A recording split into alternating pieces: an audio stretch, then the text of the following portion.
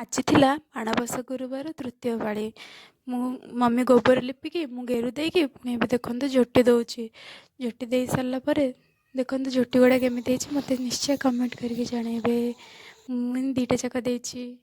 ପୁଣି ଏବେ ମମି କ'ଣ କରିଥିଲା, କାକରା ପିଠା ବନେଇଥିଲା ଠାକୁରଙ୍କୁ ପୂଜା ହେବ ବୋଲି, ମାନେ ସବୁ ଅଳ୍ପ ଅଳ୍ପ ବନାଇଥିଲା। ଦେଖନ୍ତୁ କାକରା ମୁଁ ଛାଣୁଛି, ମମି ଗଢ଼ି ଦେଲା। ଇଏ ହେଲା ମଣ୍ଡା, ଇଏ ହେଲା ଅଟକାଳି, ମାନେ ଏଇ ଦୁଇଟା ଲକ୍ଷ୍ମୀ ଠାକୁରଙ୍କର ପୁଣି ଅଧିକ ପ୍ରିୟ। ଦେଖନ୍ତୁ ଏ ଦୁଇଟା ବନେଇଛି, ଦେଖନ୍ତୁ ମମି କେମିତି ପୂଜା କରୁଛି।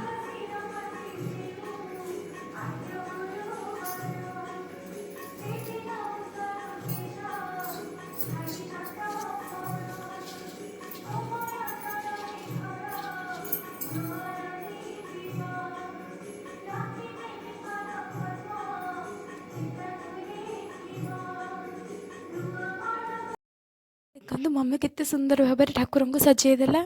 ଏବେ ଠାକୁରଙ୍କ ପାଖରେ ଅଲରେଡ଼ି ଦୁଇଥର ଭୋଗ ଲାଗି ସାରିଲାଣି। ମୁଁ ବ୍ୟସ୍ତତା ଭିତରେ ସେ ସବୁ ଭିଡ଼ିଓ ବନେଇବାକୁ ଭୁଲି ଯାଇଛି। ଦେଖନ୍ତୁ ଆମ ଠାକୁର କେତେ ସୁନ୍ଦର ଦେଖାହେଉଛନ୍ତି।